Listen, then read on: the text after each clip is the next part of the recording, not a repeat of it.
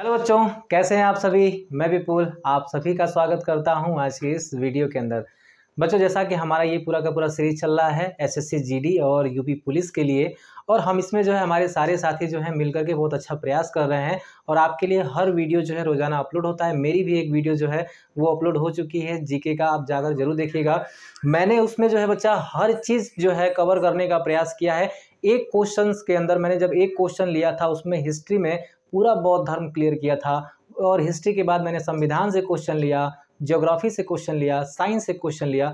इस तरह से मैंने बहुत सारे क्वेश्चन उस वीडियो में कवर कराए थे बच्चों, और सारा का सारा आपके एग्जाम तक मैं पूरा कवर करा देने वाला हूँ, पूरा सिलेबस कवर कराऊंगा। तो आज की वीडियो में बच्चों सभी लोग लास्ट तक जुड़े रहिएगा, लास्ट तक वीडियो देखिएगा, क्योंकि शुरुआत में कुछ नहीं मिलता। आपको ये केवल प्रश्न दिख रहा होगा, लेकिन इस प्रश्न से मैं बहुत सारी चीज़ें आपको बताने वाला हूँ, क्योंकि जैन धर्म से संबंधित जो आज का प्रश्न है, सारा का सारा जैन धर्म का जो कंटेंट है आपको मैं यहाँ से इस प्रश्न के माध्यम से देने वाला हूँ बच्चों। ठीक है, तो चलिए वीडियो को एक बार सभी लोग लाइक कर दीजिएगा, और जो चैनल पे नए होंगे चैनल को सब्सक्राइब कर दीजिएगा और दोस्तों में शेयर कर दीजिएगा, थोड़ा सा मोटिवेशन मिलता है बच्चों। ठीक है ना, आइए स्टार्ट करते हैं। आज का जो प्रश्न मैंने लिया है वो है, निम्न में महावीर स्वामी को किस प्रतीक चिन्ह से प्रदर्शित करते हैं। बहुत सारे लोग जानते हैं महावीर स्वामी कौन है, जैन धर्म के 24वें तीर्थंकर थे बच्चों। ठीक है ना, जरा ध्यान दीजिएगा। यहाँ पे मैंने चार लिखे हैं बच्चों प्रतीक चिन्ह, और चारों से जो है किसे प्रदर्शित करते हैं, जरा ध्यान दीजिएगा। सांड से जो है हम ऋषभ देव को प्रदर्शित करते हैं बच्चों। ठीक है ना, ऋषभ देव को बेटा हम क्या करते हैं, यहाँ पे सांड से दिखाते हैं ऋषभ देव को। ठीक है ना, ऋषभ देव को हमने सांड से दिखाया है, याद रखिएगा। और दूसरी चीज सर्प से जो है हम लोग दिखाते हैं पार्श्वनाथ को बच्चों। ठीक है ना, पार्श्वनाथ को सर्प से दिखाते हैं। हाथी से दिखाते हैं अजीत नाथ को बच्चों। ठीक है ना, अजीत नाथ को जो है हाथी से दिखाते हैं। और सिंह से दिखाते हैं महावीर स्वामी को। महावीर स्वामी को जो है सिंह से प्रदर्शित करते हैं। ये लोग कौन है, तो आप जानते हैं कि जैन धर्म में 24 तीर्थंकर हुए। 24 तीर्थंकरों में ये ऋषभ देव जो है माना जाता है कि जैन धर्म के संस्थापक हैं, और वास्तविक संस्थापक के रूप में महावीर स्वामी को माना जाता है। तो प्रथम तीर्थंकर के रूप में अगर हम याद रखें, प्रथम तीर्थंकर के रूप में ऋषभ देव हैं। पार्श्वनाथ बेटा 23वें तीर्थंकर थे और 22वें अरिष्टनेमी थे, याद रखेंगे उस चीज़ को। और यहाँ पे अजीत नाथ जो थे वो द्वितीय नंबर पे थे बच्चों। ठीक है ना, द्वितीय तीर्थंकर थे। और महावीर स्वामी को आप जानते हैं कि 24वें तीर्थंकर थे। ये सारी चीज़ों को आपको याद रखना है। दूसरी चीज़, बात जब जैन धर्म की चल रही है, थोड़ा सा जैन धर्म पे देख लेते हैं। महावीर स्वामी से रिलेटेड क्वेश्चन बहुत पूछे जाते हैं, याद रखिएगा इस चीज़ को। तो जैन धर्म से जब भी हम देखेंगे, यहाँ पे जैन धर्म, मैंने कल आपको वीडियो में बौद्ध धर्म क्लियर करा दिया था। जैन धर्म अगर आप देखेंगे तो जैन धर्म के संस्थापक, ठीक है बच्चों, संस्थापक की अगर बात चलेगी तो वो ऋषभ देव हैं बच्चों। कौन है, वो है ऋषभ देव बाबू। ठीक है ना, ऋषभ देव जो है वो जैन धर्म के संस्थापक हैं। लेकिन अगर आपसे क्वेश्चन पूछ दिया वास्तविक संस्थापक कौन है, तो आप कहाँ जाओगे, सीधे महावीर स्वामी के साथ जाना है। ठीक है ना, लेकिन प्रथम संस्थापक कौन है, तो ऋषभ देव, और यही प्रथम तीर्थंकर भी हुए। और महावीर स्वामी के बाद कोई भी तीर्थंकर नहीं हुआ, 24वें और आखिरी जो है महावीर स्वामी ही हुए। तो आइए जरा महावीर स्वामी के बारे में पढ़ते हैं। महावीर स्वामी के बारे में जब हम पढ़ेंगे, महावीर स्वामी के बारे में पढ़ेंगे, तो इनके बचपन का नाम बच्चों, ठीक है ना, बचपन का नाम जो था वो वर्धमान था बच्चों। क्या था, वर्धमान। बचपन का नाम इनका वर्धमान था, महावीर स्वामी का।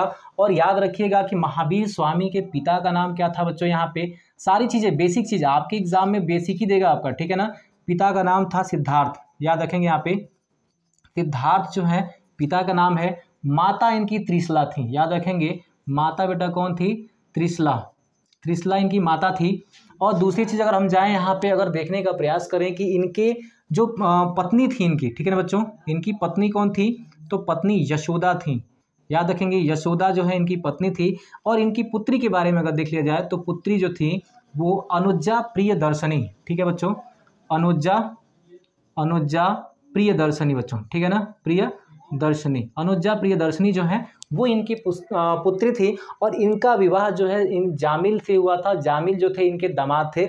और याद रखिएगा जामिल जी ही जो थे, जो जामिल इनके दामाद थे, वही पहले अनुयायी भी हुए जैन धर्म में। महावीर स्वामी की अगर बात करें, पहले अनुयायी कौन हुए, प्रथम अनुयायी, ठीक है बच्चों, प्रथम अनुयायी जो है वो अनुजा प्रियदर्शनी के जो पति थे जामिल, ठीक है बच्चों, जामिल। और ये जामिल किसके दामाद थे, वो दामाद थे महावीर स्वामी का। अब थोड़ा सा जब बात करते हैं महावीर स्वामी तो थोड़ा सा ज्ञान के भी बारे में बात कर लेते हैं। इनको ज्ञान की प्राप्ति किस रूप से होती है तो ज़्यादा ध्यान से समझेंगे यहाँ पे कि महावीर स्वामी को जब 12 वर्षों की तपस्या के पश्चात, ठीक है बच्चों, 12 वर्षों की तपस्या करते हैं, ये 12 वर्षों की तपस्या के पश्चात जो है इनको ज्ञान की प्राप्ति होती है ऋजुपालिका नदी के किनारे। ठीक है बच्चों, कौन सी नदी थी? ऋजुपालिका नदी के किनारे बच्चों, नदी किनारे जो है साल वृक्ष के नीचे, साल वृक्ष के नीचे जो है, साल वृक्ष के नीचे जो है बेटा इनको जो है ज्ञान की प्राप्ति होती है। और ज्ञान की प्राप्ति होने के तत्पश्चात आप देखेंगे कि इनको 3 नामों से जाना गया बच्चों। ठीक है ना, 3 नामों से जाना गया, जिन, अहर्त और निग्रंथ बच्चों। ठीक है ना, जिन, अहर्त और निग्रंथ। ठीक है बच्चों, जिन, अहर्त, ठीक है बच्चों, और निग्रंथ। ठीक है बच्चों, और निग्रंथ। ठीक है बच्चों, निग्रंथ। आप याद रखेंगे जब इनको ज्ञान की प्राप्ति हुई, जिन, अहर्त और निग्रंथ, जिस प्रकार से जो महात्मा बुद्ध थे उनका पहला नाम गौतम हुआ करता था, लेकिन जब वो जैन तपस्या किया, जब ज्ञान की प्राप्ति हुई उनको, तो ज्ञान की प्राप्ति के तत्पश्चात उनका नाम जो था वो बुद्ध रखा गया बच्चों। ठीक है, बुद्ध का मतलब जागा हुआ। उसी प्रकार से जब महावीर स्वामी जो थे इनको जब ज्ञान प्राप्त हुआ तो इनको जिन, अहर्त और निग्रंथ के नामों से भी जाना गया बच्चों। ठीक है ना, निग्रंथ के नामों से भी जाना गया। तो इस बात को जो है आप थोड़ा सा याद रखेंगे और फटाफट जो है इसका आप पूरा स्क्रीनशॉट ले सकते हैं। क्योंकि एक बात और याद रखिएगा कि यहाँ पे महावीर स्वामी ने जो जैन धर्म की संकल्पना रखी थी, वो जैन धर्म जो है 2 संप्रदायों में विभाजित था बच्चों। ठीक है ना, जरा इसका आप लोग स्क्रीनशॉट ले लीजिए, फिर आते हैं आगे बताते हैं। और यहीं तो अगर दुखिए यहाँ पे चूँकि जगह खाली है मैं यहीं बता देता हूँ। ठीक है ना, श्वेतांबर और दिगंबर याद रखेंगे। लगभग 300 ईसा पूर्व के अंदर बच्चों, ठीक है, 300 ईसा पूर्व के आसपास की बात चलती है। उस समय क्या हुआ कि बहुत भयानक अकाल पड़ा हुआ था और भयानक अकाल की वजह से जो जैन अनुयायी थे, कुछ अनुयायी जो है कर्नाटक चले गए, कुछ अनुयायी जो बच्चों कर्नाटक चले गए। और कर्नाटका जाने के पश्चात जब वहाँ पे अकाल ख़त्म हुआ, जब हमारे यहाँ उत्तर भारत में अकाल ख़त्म हुआ तो वो सारे लोग वापस आए तो जो यहाँ रह चुके थे जो वापस आते हैं, दोनों में जो है एक भिड़ंत होती है। और भिड़ंत होने के बाद ये पूरा का पूरा जैन धर्म जो है बच्चों वो 2 संप्रदायों में बढ़ जाता है। एक है आपका दिगंबर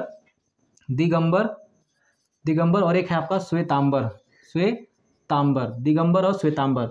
दिगंबर जो है भद्रबाहु के नेतृत्व में चल रहा था बच्चों।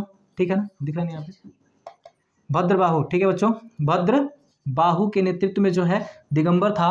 और स्थूल भद्र याद रखेंगे, स्थूल भद्र जो है बेटा, स्थूल भद्र जो है वो थे श्वेतांबर के नेतृत्व करता। ठीक है ना, तो फटाफट जो है आप लोग इसका स्क्रीनशॉट ले लीजिए। थोड़ा सा आगे चलते हैं और आगे भी जानने का प्रयास करते हैं। और एक बात और याद रखिएगा, जो प्रथम भिक्षुणी हुई है, जैसे कि आपने यहाँ पे लिखा प्रथम अनुयायी जामिल थे, तो प्रथम भिक्षुणी भी याद रखिएगा। ठीक है ना, प्रथम भिक्षुणी। ठीक है बाबू, भिक्षुणी, प्रथम भिक्षुणी जो थी वो चंपा थी। ठीक है ना, प्रथम भिक्षुणी जो थी वो चंपा थी और प्रथम अनुयायी था जामिल, जो कि इनके खुद के दामाद थे। तो फटाफट जो है आप लोग स्क्रीनशॉट ले लीजिए। थोड़ा सा आगे देखते हैं यहाँ पे। ठीक है, चलिए अब जो है ना हम यहाँ पे जब जैन धर्म के आगे चलेंगे तो जैन धर्म की जो है बच्चों यहाँ पे 2 संगतियाँ हुई थी। जैसे हमने बौद्ध धर्म के अंदर देखा था 4 संगतियाँ, जैन धर्म में बेटा यहाँ पे 2 संगतियाँ हुई थी। ठीक है ना, तो संगतियों के बारे में ज़रा ध्यान देंगे। संगतियाँ, ठीक है ना, जो 2 संगतियाँ हुई थी वो कौन कौन सी 2 संगतियाँ थी, कहाँ हुई थी, कौन उसका नेतृत्व करता था बच्चों, कब हुआ था। ठीक है बच्चों, ज़रा ध्यान दीजिएगा। प्रथम जो हुई थी प्रथम जैन संगति। ठीक है बच्चों, जैन संगति, प्रथम जैन संगति जो है वो हुआ था लगभग 300 ईसा पूर्व में, याद रहेगा। 300 ईसा पूर्व में जो है प्रथम जैन संगति हुई थी और पाटलिपुत्र में हुआ था। कहाँ पे हुआ था बच्चों, पाटलिपुत्र में हुआ था। ठीक है ना, पाटलिपुत्र में जो है वो हुआ था 300 ईस्वी में प्रथम जैन संगति। और स्थूल भद्र अध्यक्ष थे इसके, कौन थे, स्थूल भद्र जो है बेटा वो इसके अध्यक्ष थे। जरा इसको फटाफट लिखिएगा, ऊपर लिख लीजिएगा। प्रथम कब हुआ था, कहाँ हुआ था, अध्यक्ष कौन थे, याद रहेगा ना, अध्यक्ष कौन थे। और दूसरे वाले में क्षमा श्रवण, कौन था बच्चा, क्षमा श्रवण। ठीक है बाबू, क्षमा श्रवण याद रखिएगा, क्षमा श्रवण दूसरे वाले में अध्यक्ष थे। ये कहाँ पे हुआ था, सभी को पता होना चाहिए, बल्लभी में हुआ था बच्चों। ठीक है ना, बल्लभी में जो है ये दूसरा हुआ था 512 ईस्वी में हुआ था। याद रहेगा। और ये द्वितीय नंबर का था, ठीक है बच्चों, द्वितीय नंबर का था। 512 ईस्वी में वल्लभी में हुआ था। क्षमा श्रवण इसके अध्यक्ष थे। स्थूलभद्र जो है पहले के अध्यक्ष थे। पाटलिपुत्र में पहली जैन संगीति हुई थी 300 ईसा पूर्व के अंदर। बहुत ही मजेदार प्रश्न है, याद रखेंगे इस चीज को। बंद कर दो, ठीक है बाबू। अब जरा ध्यान से समझिएगा, यहाँ पे 3 जो है त्रिरत्न, जैन धर्म के त्रिरत्न क्या है? जैन धर्म के त्रिरत्नों की चर्चा करें। त्रिरत्न, ठीक है बाबू। जैन धर्म के जो त्रिरत्न है कौन कौन से हैं? सम्यक ज्ञान, सम्यक ज्ञान, ठीक है बाबू। सम्यक दर्शन और सम्यक आचरण, ठीक है बच्चों। सम्यक आचरण, ठीक है बच्चों। सम्यक ज्ञान, सम्यक दर्शन, सम्यक आचरण जो है, ये 3 जो है त्रिरत्न थे। आगे भी देखेंगे कि अगर महावीर स्वामी के जन्म की बात देखिए जरा, मैंने थोड़ा सा जन्म शायद यहाँ पे नहीं बताया है, तो जन्म भी आप जान लीजिएगा कि महावीर स्वामी का जो जन्म था वो 540 ईसा पूर्व में हुआ था, ठीक है बाबू। महावीर स्वामी का जो जन्म था, थोड़ा लिख लीजिएगा, मैं शायद भूल गया था वो बताने के लिए, लेकिन महावीर स्वामी का जन्म जो है वो 540 ईसा पूर्व में हुआ था। और मृत्यु जो है और हुआ कहाँ था? कुंडलग्राम, ठीक है बच्चों। कुंडग्राम के वैशाली में बच्चों, ठीक है ना, वैशाली के कुंडग्राम में जो है इनका जन्म हुआ था। लेकिन मृत्यु कहाँ पे होती है? याद रखेंगे, मृत्यु होती है बच्चा पावापुरी में। पावापुरी में इनकी मृत्यु हो जाती है। मृत्यु कब होती है? 468 ईसा पूर्व में बच्चों, ठीक है ना। 468 ईसा पूर्व में इनकी जो है मृत्यु हो जाती है। बुद्ध की मृत्यु कब हुई थी? कमेंट करके जरा बताएंगे सभी लोग, बुद्ध की मृत्यु कब हुई थी? गौतम बुद्ध की, और कहाँ पे हुई थी? कमेंट करके आप लोग बताएंगे। लेकिन यहाँ पे देखेंगे पावापुरी में इनकी मृत्यु हो जाती है 468 में। बात समाप्त। और आप एक बात और याद रखिएगा, गोमतेश्वर की मूर्ति बच्चों, ठीक है ना, गोमतेश्वर की प्रतिमा या मूर्ति कर्नाटक के श्रवणबेलगोला में बच्चों। कर्नाटक के कहाँ पे बच्चों? कर्नाटक के श्रवणबेलगोला में। कर्नाटक के श्रवणबेलगोला में बच्चों, ठीक ना। श्रवणबेलगोला में जो है, कर्नाटक के श्रवणबेलगोला में गोमतेश्वर की मूर्ति यहाँ पे स्थापित की जाती है। तो लगभग जितना जैन धर्म से चीजें थी वो मैंने आपका समाप्त कर दिया है। आगे देखते हैं बेटा अगले प्रश्न पे, ठीक है ना, अगले प्रश्न को देखते हैं। तब तक चलिए स्क्रीनशॉट ले लीजिए। आइए अगला प्रश्न लेते हैं। अभी इससे पहले इतिहास का प्रश्न था, अब थोड़ा सा हम आ जाते हैं ज्योग्राफी के अंदर, ठीक है ना। याद रखिएगा, निम्न में से ज्ञानीमीड किसका उपग्रह है? तो थोड़ा सा मैं 2 मिनट रेस्ट करता हूँ, आप लोग कमेंट करके बताएंगे, ठीक है बच्चों। आप लोग कमेंट करके बताएंगे ज्ञानीमीड किसका है, ज्ञानीमीड किसका है बच्चों, ठीक है ना। ज्ञानीमीड किसका है? सबसे पहले मंगल का जानिए, फोबोस और डिमोस, ठीक है बच्चों। फोबोस और डिमोस, ठीक है बच्चों। डिमोस, फोबोस और डिमोस बच्चों, ठीक है ना। डिमोस, फोबोस और डिमोस जो है वो किसका उपग्रह है? मंगल का है। बहुत बार पूछा है क्वेश्चन। शनि का टाइटन, शनि का कौन सा ग्रह? टाइटन है, दूसरा सबसे बड़ा उपग्रह है बच्चों। ये टाइटन का उपग्रह है आपका यहाँ, सॉरी, शनि का उपग्रह टाइटन है। बृहस्पति का उपग्रह है ज्ञानीमीड, याद रखना, ज्ञानीमीड। और ये सौर मंडल में सबसे बड़ा उपग्रह माना जाता है। और यह जो है बृहस्पति का भी सबसे बड़ा उपग्रह है बच्चों, ठीक है।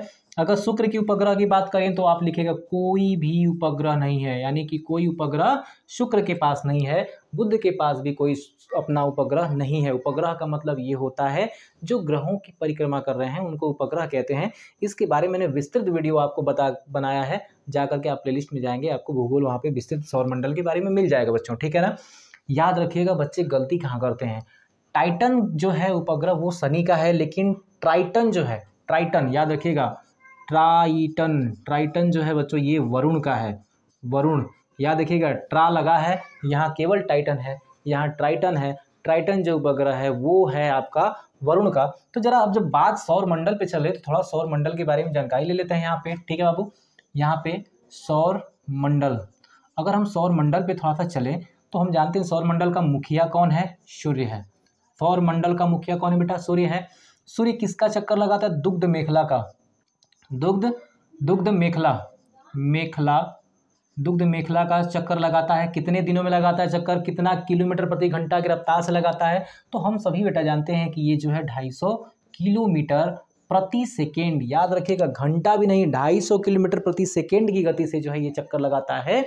और ये अपना दुग्ध मेखला जो हमारी मंदाकिनी है, इसका एक चक्कर लगाने में लगभग 25 करोड़ वर्ष लगता है। 25 करोड़ वर्ष लगता है बच्चों, जिसको हम ब्रह्मांड वर्ष भी कहते हैं। ब्रह्मांड वर्ष भी कहते हैं बच्चों, ठीक है ना, ब्रह्मांड वर्ष भी कहते हैं। इस बात को याद रखेंगे, इतना समय लगाता है सूर्य, ठीक है। सूर्य पे जो है 71% हाइड्रोजन है। हाइड्रोजन की संख्या कितनी है बच्चों? 71% है। और हीलियम की जो संख्या है बेटा वो है 26.5%। बाकी में अन्य तत्व हैं बच्चों, ठीक है ना। याद रखेंगे हाइड्रोजन के 4 नाभिक, ठीक है बच्चों, याद रखेंगे यहाँ पे 4 हाइड्रोजन के नाभिक जो है बेटा, 4 हाइड्रोजन के नाभिक एक हीलियम का नाभिक बनाता है, एक हीलियम का नाभिक बनाता है। याद रखेंगे नाभिक बनाता है, इस प्रक्रिया को हम क्या कहते हैं? नाभिकीय संलयन कहते हैं। नाभिकीय संलयन कहते हैं बाबू, याद रखिएगा इस चीज़ को, ठीक है ना। जो कंटेंट मैं आपको दे रहा हूँ इससे बाहर आपकी यूपी पुलिस हो चाहे एसएससी जीडी हो, उसमें बाहर एक क्वेश्चन नहीं जाएगा, बस आप याद रखेंगे, ठीक है ना। इतना बात याद रखेंगे। बात चलती जब सूर्य की, तो सूर्य की जब बात चलेगी तो सूर्य के केंद्र का ताप कितना होता है? 1.7 × 10⁷ डिग्री सेंटीग्रेड। याद रहेगा 1.5 है, सॉरी 1.5 होगा, ये 1.5 × 10⁷ डिग्री सेंटीग्रेड है। लेकिन बाहर का इसका तापमान देखेंगे तो 6000 डिग्री सेंटीग्रेड है। इस बात को आप याद रखेंगे। सूर्य पे कुछ हमें काले काले धब्बे दिखाई देते हैं, और धब्बों का जो वर्ष होता है, ये पूरा का पूरा धब्बों का वर्ष, सूर्य के ऊपर जो धब्बों का जो कालखंड है वो 22 वर्ष का होता है। कालखंड 11 वर्ष जो है, 11 वर्ष धब्बे क्या होते हैं? बढ़ते हैं, और अगले 11 वर्ष धब्बे जो है बेटा वो घटते हैं, ठीक है ना, घटते हैं। 11 वर्ष जो है ये क्या होते हैं? घटते हैं। मतलब 22 वर्ष का इसका पूरा का पूरा चक्र रहता है। पूरे सौर मंडल के लिए ऊर्जा की जिम्मेदारी इन्हीं के पास है, सूर्य के पास है बच्चों, ठीक है ना। तो सूर्य के बारे में अगर जानकारी हो जा रही है तो थोड़ा आगे चलते हैं और भी ग्रहों के बारे में जानने का प्रयास करते हैं। सूर्य एक तारा है, इस बात को आप याद रखिएगा, सूर्य कोई ग्रह नहीं है। और जो सूर्य का चक्कर लगाता है उसे हम क्या कहते हैं? ग्रह कहते हैं। ये सभी बच्चे कक्षा 9वीं में भी पढ़ चुके होंगे, 10वीं में पढ़ चुके होंगे, ठीक है ना। या ध्यान दीजिएगा, यहाँ पे अगर सूर्य है बाबू, सूर्य के बाद बुध आता है, बुध के बाद शुक्र आता है, उसके बाद पृथ्वी है, मंगल है, बृहस्पति है, शनि है, अरुण है, वरुण है, ठीक है बाबू। सूर्य हो गया, ये आप क्या ध्यान दीजिएगा।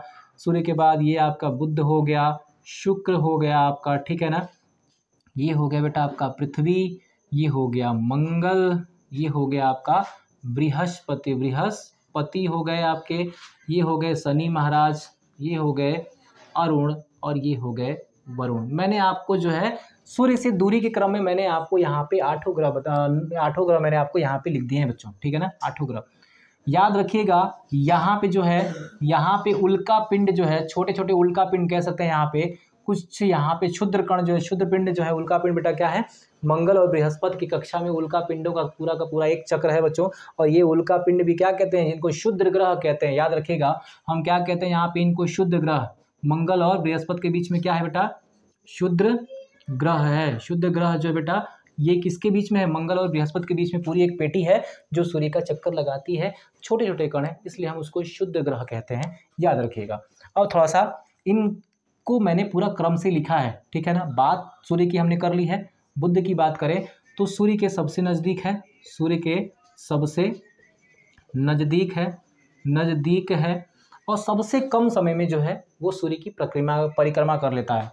कम समय में परिक्रमा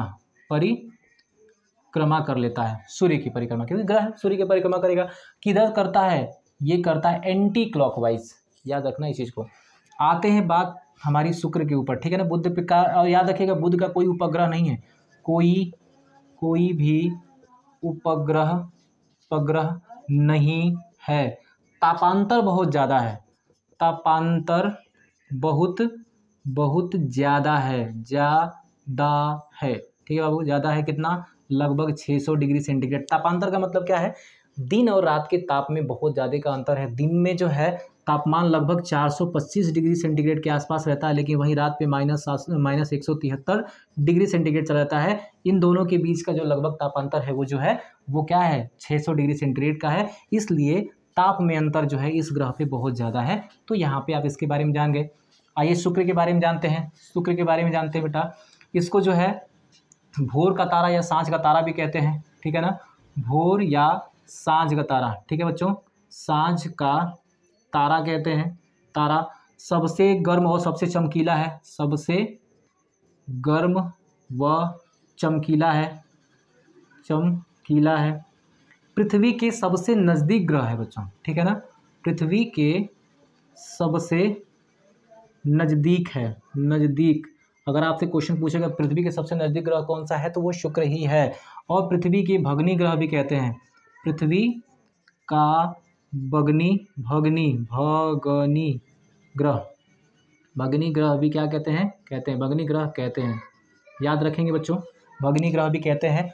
और एक बात, खास बात याद रखिएगा, जितने भी ग्रह आपको दिखेंगे ना, सब एंटी क्लॉकवाइज घूमेंगे, ऐसे घूमेंगे। लेकिन एकमात्र ग्रह है जो क्या होता है, घड़ी की दिशा में घूमता है, दक्षिणावर्त घूमता है, क्लॉकवाइज घूमता है, ठीक है ना। क्या होता है, दक्षिणावर्त बच्चों, ठीक ना, दक्षिणावर्त गति करता है, दक्षिणावर्त गति करता है बेटा। यहाँ पे ये सारी चीज़ें याद रहेंगी आपको।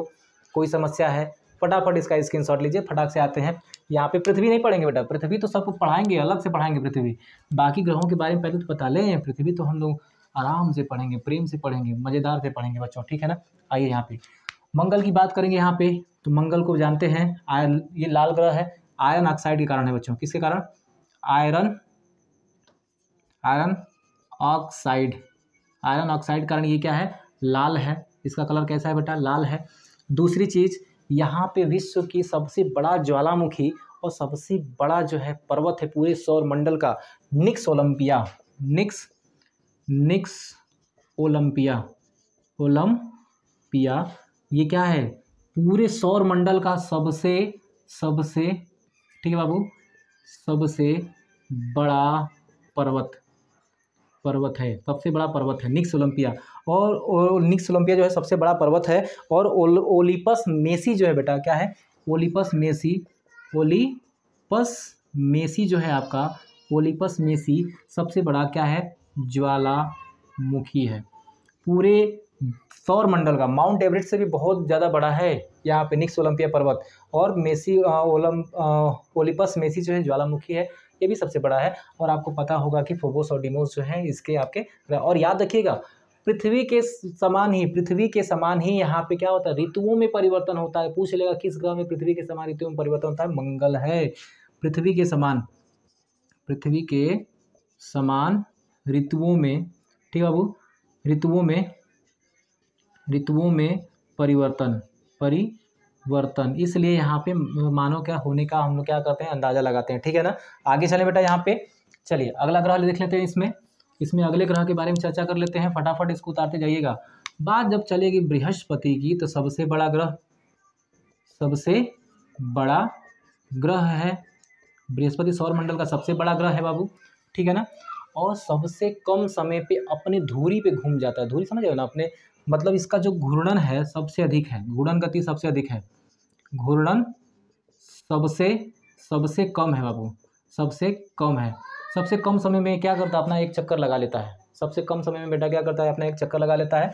और इसके ग्रह के बारे में मैंने बता दिया है कि क्या है, इसका जो गैनीमेड जो है इसका एक उपग्रह है, इसके बारे में आप जान सकते हैं। कोई दिक्कत है यहाँ तक बेटा, कोई दिक्कत नहीं है। अब थोड़ा सा आते हैं यहाँ पे शनि के बारे में, शनि के बारे में चर्चा करते हैं।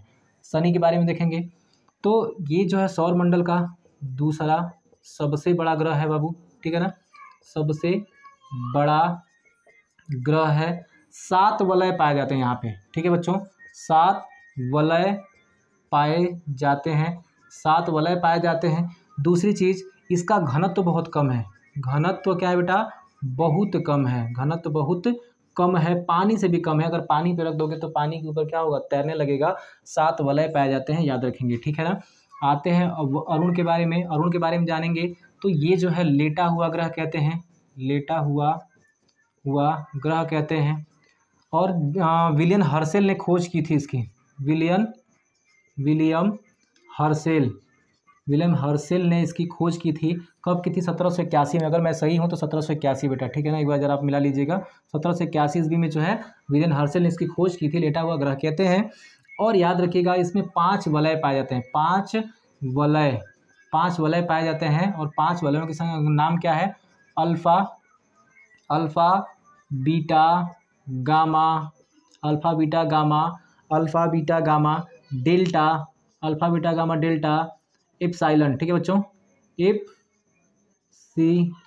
एप्सिलॉन या एप्सिलॉन कहते हैं बेटा। ठीक है ना, ये पांचों वलय के नाम है, alpha beta gamma delta epsilon. ठीक है बच्चों, ये हो गया। और अगर बात करें थोड़ा सा वरुण की, तो वरुण में आपको याद रखना है कि मीथेन का बादल, ठीक है बच्चों, क्या पाया जाता है? सबसे दूर है। और शीतल मीथेन का बादल, मीथेन का बादल, मीथेन का बादल यहाँ पे पाया जाता है। इसके बारे में इतना आप जानते हो तो कोई दिक्कत नहीं है। यहाँ तक आपको, यहाँ पे जॉन गाले ने इसकी खोज की थी। किसने की थी? जॉन गाले ने। जॉन गाले ने बेटा क्या की थी? इसकी खोज की थी। ये भी आप याद रखें, 2 चीज़ आपकी इसके बारे में याद रखेंगे। ठीक है, तो मैंने पूरा सौर मंडल आपको कवर करने का प्रयास किया। पृथ्वी अलग से पढ़ाऊंगा, पृथ्वी बहुत इंपॉर्टेंट है, याद रखिएगा।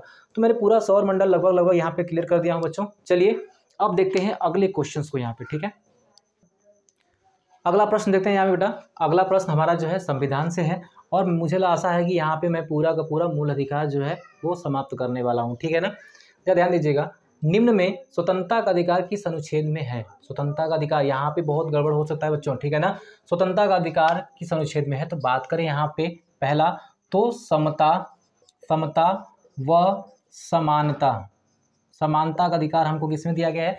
14 से लेकर 18 तक पूरा डिफाइन करूंगा, बस आप थोड़ा सा वेट कीजिएगा। ठीक है ना, यहाँ पे बात करेंगे तो यहाँ पे जो है हमें स्वतंत्रता का अधिकार दिया गया है। किसका अधिकार है? स्वतंत्रता का अधिकार मिला है हमको। ठीक है ना, यहाँ देखेंगे तो शोषण के विरुद्ध अधिकार है, शोषण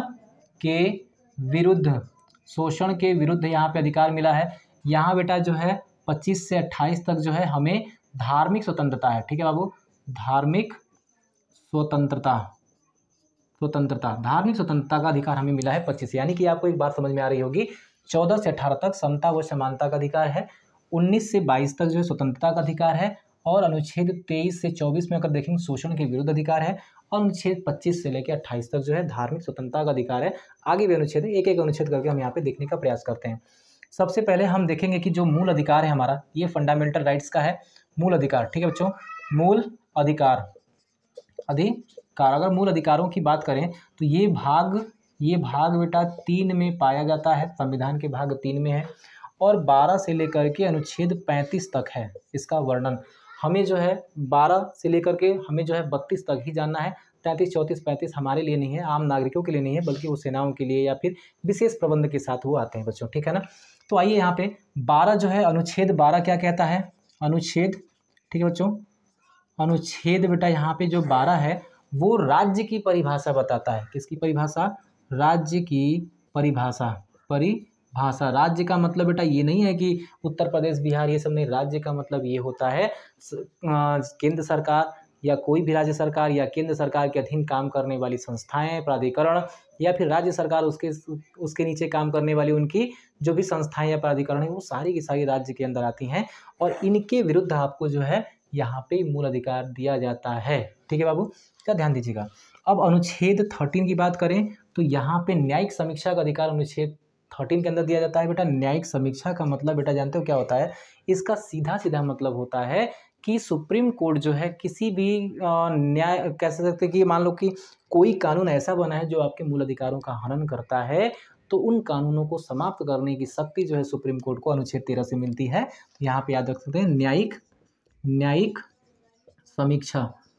समीक्षा की शक्ति। ठीक है बाबू, अब बात है 14वां की, जहां से हम बात करें 14 से 18। ठीक है बच्चों, 14 में क्या है? विधि के समक्ष समता व समानता। ठीक है बच्चों, विधि के समक्ष समता और विधियों का समान संरक्षण। ये भी याद रखिएगा, विधियों का समान संरक्षण याद रखेंगे, 14 में है। 15 में क्या है बेटा? 15 में विधि के समक्ष समता और समानता का मतलब ये है बेटा कि कानून के सामने सभी लोग समान हैं, कानून सबके लिए समान है। ठीक है बाबू, ये दोनों चीज़ हैं। 15 क्या कहता है कि आर्टिकल 15 मूवी भी आई थी, लिंग जाति गुण, क्या यहाँ देखेंगे क्या है बेटा? लिंग, सबसे पहले क्या है? लिंग जाति धर्म जन्म स्थान आदि के जन्म स्थान आदि के नाम पे क्या होगा, विभेद नहीं होगा किसी के साथ। ऐसा नहीं कि मान लीजिए कि अगर हम जो है स्त्री हैं, पुरुष है या ट्रांसजेंडर है तो लिंग में आ जाएगा तो हमारे साथ भेदभाव हो, ये गलत चीज़ है, ठीक है ना। और जाति, धर्म, इन चीज़ों के आधार पे हमारे साथ कोई भेदभाव नहीं होगा, आर्टिकल 15 कहता है। आर्टिकल 16 क्या कहता है? आर्टिकल 16 कहता है कि अवसर की समानता, लोक नियोजन में अवसर की समानता, लोक नियोजन में अवसर की समानता, अवसर की समानता। लोक नियोजन में अवसर की समानता का मतलब सभी कार्यालयों में जो है महिलाओं को या फिर पुरुषों को, सभी को समान अधिकार है काम करने का, तो लोक नियोजन में अवसर की समानता यहाँ पे है। अब बात करेंगे 17, आर्टिकल 17 कहता है अस्पृश्यता का अंत बच्चों, ठीक है ना, छुआछूत का अंत, ठीक है ना, छुआछूत का अंत या कहीं कहीं अस्पृश्यता का अंत भी लिखा है, उसका मतलब यही है। 18 का मतलब है उपाधियों का अंत, उपाधियों का अंत। आप कोई भी उपाधि ग्रहण नहीं सकते केवल सेना और शिक्षा की उपाधियों को छोड़ के। अपवाद के रूप में क्या आएगा, सेना और शिक्षा की उपाधियों को छोड़ करके आप कोई भी उपाधि ग्रहण नहीं करेंगे, ये आपको याद रखनी है, ठीक है ना। ये हो गया हमारा कहाँ तक, समता का अधिकार हो गया। फटाफट इसका आप स्क्रीनशॉट लेंगे तो आ जाते हैं हम लोग कहाँ पे, इसके बारे में चर्चा कर लेते हैं, ठीक है ना। अनुच्छेद 19 से लेकर के 22 तक के बारे में बच्चों, ठीक है ना। इन चीज़ों को जो है ना आपको जो है थोड़ा सा ध्यान देना है बच्चों, ठीक है। देखिए अब यहाँ पे बात करेंगे स्वतंत्रता का अधिकार, जो भी हम पढ़ रहे थे स्वतंत्रता का अधिकार, ठीक है बाबू। स्वतंत्रता का अधिकार, अगर स्वतंत्रता के अधिकार में बेटा चर्चा करें तो सबसे पहले आता है आर्टिकल 19। और आर्टिकल 19 में है क्या, आर्टिकल 19 में बेटा 6 चीज़ें हैं। आर्टिकल 19 में 6 चीज़ें हैं। पहला है बेटा बोलने की स्वतंत्रता, वाक और अभिव्यक्ति की स्वतंत्रता, जिसको हम बोलने की स्वतंत्रता भी कहते हैं। और इसी के तहत प्रेस की स्वतंत्रता आती है, जो उठ करके मीडिया में कोने उठ के किसी के खिलाफ कुछ भी बोल देता है ना, वो यहीं से पाता है, आर्टिकल ए से। और बोलने के बाद जो है संघ बनाने की स्वतंत्रता, ठीक है ना, संघ नहीं है, बोलने के बाद जो है ना हम इकट्ठा हो सकते हैं, इकट्ठा होकर के हम जो है कोई भी यहाँ पे हड़ताल नहीं कर सकते, याद रखिएगा हड़ताल नहीं है, हम केवल इकट्ठा होकर के विरोध प्रदर्शन कर सकते हैं, शांतिपूर्वक जो है हम लोग विरोध प्रदर्शन कर सकते हैं, यानी कि सभा कर सकते हैं, ठीक है ना। सभा करने की स्वतंत्रता है, सभा करने की स्वतंत्रता है, शांतिपूर्वक, हड़ताल नहीं कर पाओगे, हड़ताल नहीं है यहाँ पे, हड़ताल नहीं करना है, ठीक है ना। केवल शांतिपूर्वक आप यहाँ पे सभा कर सकते हो, संघ बना सकते हो, आप क्या कर सकते हो, संघ बना सकते हो, देश के किसी क्षेत्र में आ जा सकते हो, किसी भी क्षेत्र में आना या जाना आपका हो सकता है, किसी भी क्षेत्र में आ जा सकते हैं, निर्बाध रूप से आप घूम सकते हैं, कुछ भी हो सकता है, ठीक है ना। और यहाँ पे आप निवास कर सकते हैं, देश के किसी भी भाग में निवास कर सकते हैं, जो भी कुछ एक्सेप्शन है उनको छोड़ करके, ठीक है ना। और आखिरी कहता है कि आप व्यापार कहीं भी पूरे देश के क्षेत्र में कहीं भी आप व्यापार कर सकते हैं, आपको कोई भी रोक नहीं सकता। ये आपको 6 चीज़ें जो हैं आर्टिकल 19 के अंदर दी गई हैं बच्चों, ठीक है ना। याद रखिएगा आर्टिकल 20 में क्या है, आर्टिकल 20 में कितने लोग हैं कमेंट करके बताएंगे। आर्टिकल 20 क्या है, दो सिद्धि के संबंध में अधिकार, ठीक है बच्चों, दो सिद्धि के संबंध में अधिकार दिया गया है, दो सिद्धि के संबंध में अधिकार दिया गया है। आर्टिकल 21 सबसे महत्वपूर्ण, जीवन जीने का अधिकार, जीवन जीने का अधिकार, ठीक है बच्चों, यानी कि प्राण और दैहिक स्वतंत्रता। याद रखेंगे, मैंने ये तो नॉर्मल भाषा में लिख दिया, प्राण और दैहिक स्वतंत्रता जो है वो आर्टिकल 21 में है। इसका मतलब ये है हमको मुफ्त, हमें जो है स्वच्छ पानी मिलना चाहिए, प्रदूषण रहित जगह होना चाहिए हमारे लिए, मतलब जितना भी हमारे जीवन जीने के लिए ज़रूरी चीज़ें हैं वो हमारे फंडामेंटल राइट्स के आर्टिकल 21 के अंदर आती हैं। आप किसी को भी बिना अपराध के कैद नहीं कर सकते, वो भी यहाँ पे आता है। तो ये बहुत बड़ा आर्टिकल है बच्चों, ठीक है ना। जीवन जीने का अधिकार, निजता का अधिकार, ये सारी चीज़ इसमें आ जाएंगे, जो भी आपके जीवन से इंपॉर्टेंट है, आपके जीवन जीने के लिए आवश्यक है, वो इसमें आ जाएंगे, ठीक है बच्चों। इसके बाद अगर आप आएंगे 21 क के बारे में, तो ये है मुफ्त शिक्षा, ठीक है बच्चों, मुफ्त शिक्षा। और मुफ्त शिक्षा कब तक, 6 से 14 वर्ष के आयु के बच्चों को जो है मुफ्त शिक्षा देने का अधिकार जो है 21 में क में दिया गया, ये मूल अधिकार है, याद रखेंगे।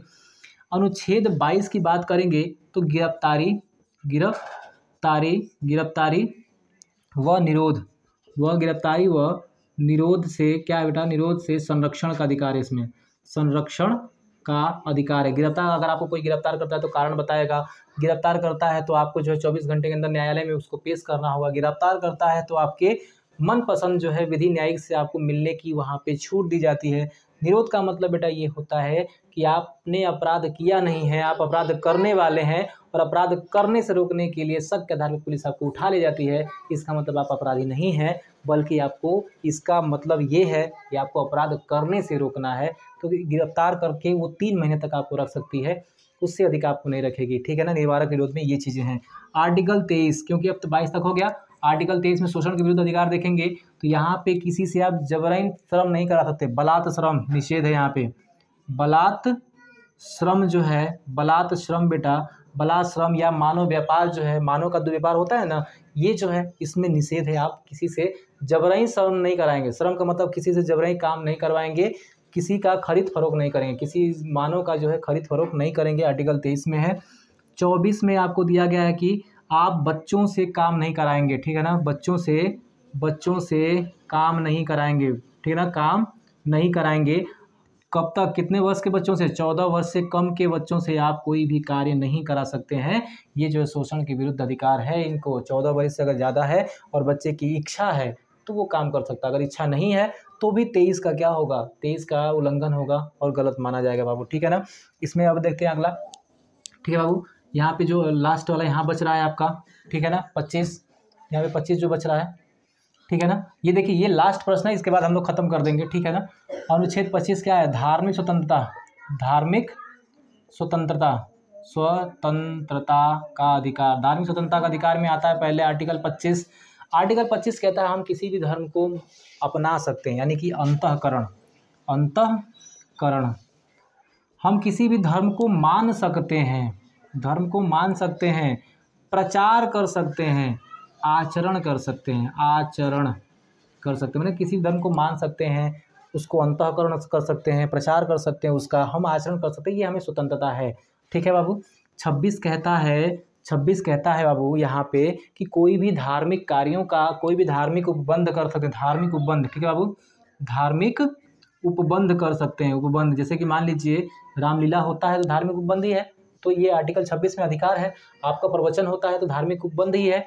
बाबा बागेश्वर धाम भी आप देखते हैं कि उतना बड़ा प्रचार करते हैं, उतना बड़ा मतलब मंच लगा करके लोगों के साथ अपने धर्म का प्रचार करते हैं, वो ये आर्टिकल 26 ही उनको ये अधिकार देता है बाबू, ठीक है ना। आर्टिकल 27 क्या कहता है कि यहाँ पे जबरन कर नहीं लिया जाएगा, ठीक है ना। यहाँ पे जबरन धार्मिक कर नहीं लिया जाएगा। आर्टिकल 28 कहता है कि राज्य विधि द्वारा वित्त पोषित किसी भी शिक्षण संस्थानों के अंदर कोई भी धार्मिक कार्य या धार्मिक शिक्षा नहीं दी जाएगी, ठीक है ना। धार्मिक शिक्षा पर निषेध है। लेकिन याद रखिएगा, निषेध कहने का मतलब मेरा क्या है? निषेध। अगर ये राज्य द्वारा वित्त पोषित है, राज्य द्वारा क्या है बच्चों? राज्य विधि द्वारा वित्त पोषित है तब निषेध है। यानी कि अगर आप देखेंगे, अगर नागा जी जो है राज्य द्वारा तो है नहीं, नागा संस्था, वहाँ पे जो है ओम भूर्भुवः स्वः तस्य वितुर्वरेण्यं भर्गो देवस्य धीमहि धियो यो नः प्रचोदयात्, जैसे यहाँ पे मंत्रों का उच्चारण कराया जाता है, तो उसमें जो है सरकार कुछ भी नहीं कह सकती और आप वहाँ पे कुछ भी नहीं कह सकते बच्चों, ठीक है ना। तो चलिए, यहाँ तक 28 तक हो गया। तो 28 में हमने क्या पढ़ लिया? ये 29 और 30 भी अगर आप देखेंगे, 29 में अगर आप देखेंगे तो अल्पसंख्यकों का अधिकार है यहाँ पे, ठीक है बच्चों। अल्पसंख्यकों का अधिकार है। जैसे मान लीजिए कभी कभी अल्पसंख्यकों की अपनी भाषा, अपनी संस्कृति, अपनी शिक्षा को जो है बचाने का अधिकार है। 30 में अल्पसंख्यकों का जो है अपना स्कूल, अपनी संस्थाएं खोलने का अधिकार है बच्चों, ठीक है ना। अल्पसंख्यकों का अपना शिक्षण संस्थान खुद खोल करके उसकी जो है उसके प्रबंधक बन सकते हैं, उसको जो है चला सकते हैं। ये आर्टिकल 30 में दिया गया है और आर्टिकल 31 खत्म कर दिया गया है। और सबसे मेन है आपका आर्टिकल 32 और आज का आखिरी है बच्चों आर्टिकल 32, ठीक है बच्चों। आर्टिकल 32 जो है संवैधानिक उपचारों का अधिकार। क्या है? संवैधानिक उपचारों का अधिकार। क्योंकि अगर इनमें से कोई भी, जितने मैंने आपको अनुच्छेद बताए हैं मूल अधिकार के, अगर इनमें से कोई भी हिट कर रहा होगा, इनमें से कोई भी राज्य आपके मूल अधिकार पे यहाँ पे शोषण कर रहा होगा, तो आप डायरेक्ट आर्टिकल 32 के तहत सुप्रीम कोर्ट ऑफ इंडिया के तहत जा सकते हैं। सुप्रीम कोर्ट आप जाएंगे, सीधे सुप्रीम कोर्ट से आप जाके कहेंगे कि आर्टिकल 32 से कि हमारे मूल अधिकारों का हनन किया गया है सरकार के द्वारा। सुप्रीम कोर्ट अब देखेगी कि अगर यहाँ पे सरकार ने वास्तव में मूल अधिकारों का अगर हनन किया है तो वहाँ पे जो है उन कानूनों को खत्म कर देगी जो आपके मूल अधिकारों का हनन करती है। इस बात को आप याद रखिएगा। 99वां संविधान संशोधन को भी खत्म किया था। अब याद रखिएगा, अगर मान लीजिए अगर आप सुप्रीम कोर्ट आर्टिकल 32 से नहीं जा सकते हैं तो आर्टिकल 226 के द्वारा, यानी कि आर्टिकल 226 के द्वारा अपने राज्य के हाई कोर्ट पे भी जा करके क्या कर सकते हैं, रीट फाइल कर सकते हैं अगर आपके अनुच्छेद, आपके मूल अधिकार का हनन किया गया है तो। बच्चों, आज का ये वीडियो कैसा लगा है कमेंट करके ज़रूर बताइएगा। अगर वीडियो आपको अच्छा लगा है तो शेयर ज़रूर करिएगा। आज के लिए इतना ही।